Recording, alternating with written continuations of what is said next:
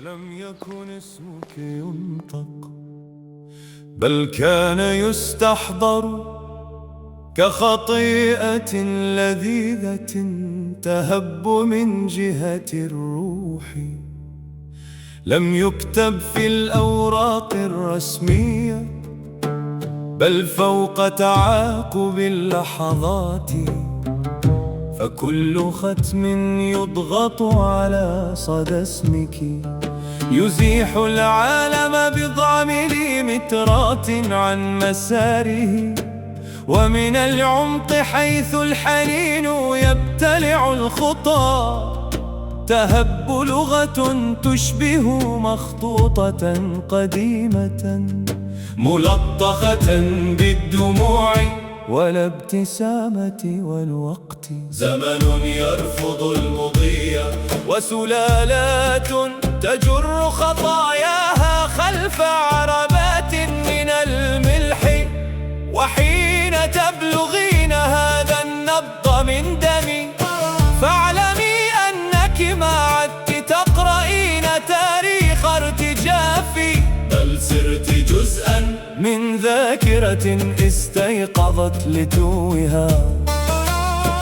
أنا الذي لا اسم له الآن أكتب بمداد من غبار معبدك ودم الوقت. حين وضعت يداك على كتف المرتجف عند عتبة القلق، لم تكن يدا، كانت نبضا، كان صدى لخطوات ملك لم يولد بعد. أو ربما هو صدى خطواتي أنا حين كنت أطوف حول اسمك في زمن كانت فيه السماء قريبة لدرجة أننا كنا نكوي ثيابنا بنور النجوم. ومن عمق ذلك الزمن كانت ريح تهب بلغة تشبه مخطوطة ملطخة بحنين قديم والوقت. زمن يرفض المضي وسلالات تجر خطاياها خلف عربات من الملح. يقولون إن المرأة أسوار وأبراج، وأنا أقول هي ما يسكن في ثقوب القلب بين النبضات. كنت أقف عند مصطبة العشق أراقب الريح وهي تحفر في وجهك خريطة لا تقرأ إلا بالبصيرة. تلك البصيرة التي باع صاحبها بصره ليشتريها، فأصبح يرى في الفجر ما لا تدركه العدسات. ثم تهبط مطرقة خفة ابتسامتك القاتلة، كينونة تزن غرامات من ضحك مر تحت وطأة جحافل الحيرة.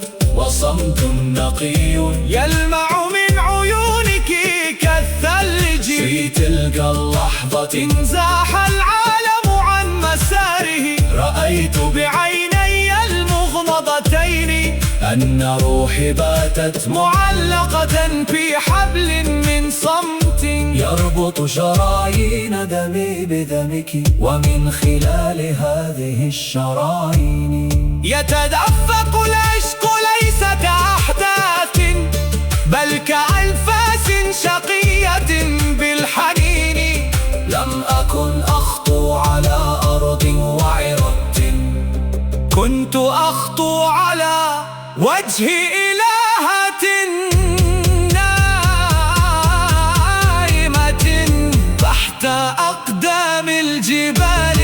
إلهة لا تطلب مني الصلاة بل تطلب مني أن أتذكر لماذا طرقت هذا الباب. الباب يتكلم يقول إن كل من اقترب من العتبة دون أن ينزف صمتا سيظل غريبا.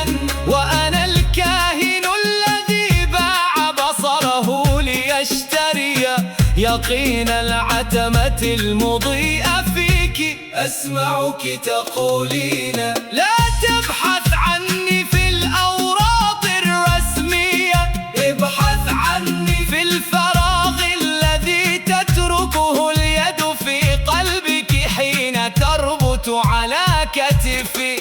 لقد بدأت النبوءة التي خشيتها، العالم ينزاح من مكانه، ليس بفعل الزلزال بل بفعل الذات.